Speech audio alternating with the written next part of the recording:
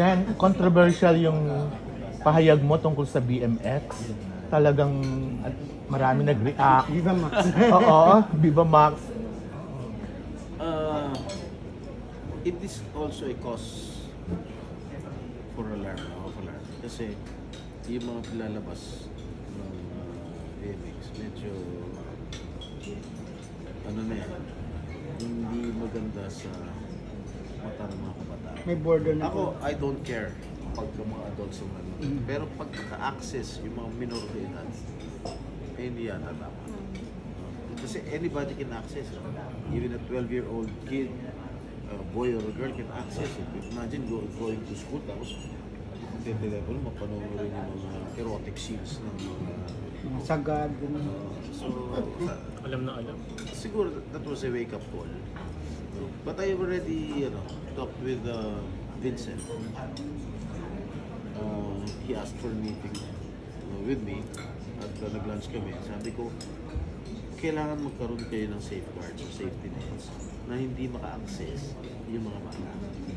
And ano naman, they're going to comply. Yun lang naman ang word ko. Nothing, yung kita nila, I don't care naman kung magkano kinikita nila. They said, meron na silang 12 million subscribers. Okay lang, pero huwag naman maka-access yung mga yun lang naman natin. Kasi siyempre reaction kasi ano sa artist naman. Well, oo nga. Siyempre, ihiwalay ko yung pagka-artista ko sa pagka-senador ko. This is, of course, an issue of national concern kasi mga bata mga pagkakulang dito. Sen yung yung Senate daw for Camila Maris at saka kay Anthony. Meron sila pinapropose na Senate inquiry sa case ni Maris, si Anthony at saka yung Jam Villanueva. Tungkol doon? Imbestigahan ng Because of the word Because of the, Nililit sa drugs. kasi yung PIDEA daw are inviting them. Hayaan mo na siguro sa law enforcement agencies. Pero naka-name ka. Ikaw, si Senator Bong, si Senator Bato. Pati ba naman mga Personal ano nila. Kasi daw parang insinuate. imbestigahan mo na kami, huwag naman siguro. Hindi naman, Parang nag-start ng Senate ba? siguro naman, bigyan naman natin ng dignidad ng Senado. Hindi ko kilala sila, hindi ko sila kilala. So hindi ka aware doon sa issue? Hindi, ano ba issue? Alam Alam mo yung nag-away-away? Yung babae, Oo. meron yatang Sabi, doon daw based on the screenshots ng smoke. So ex-girlfriend. ibig sabihin, marijuana yan o Oo, shabu yan so o ang whatever. PIDEA daw is going to invite them for questioning. Tapos parang pumapasok din sa eksena yung Senate because of Senator Bato. Tapos naka-name ikaw si Senator Bong, si Senator Bato. Meron pa rin siya na part to lead daw the industry of illegal drugs. Parang gano'n.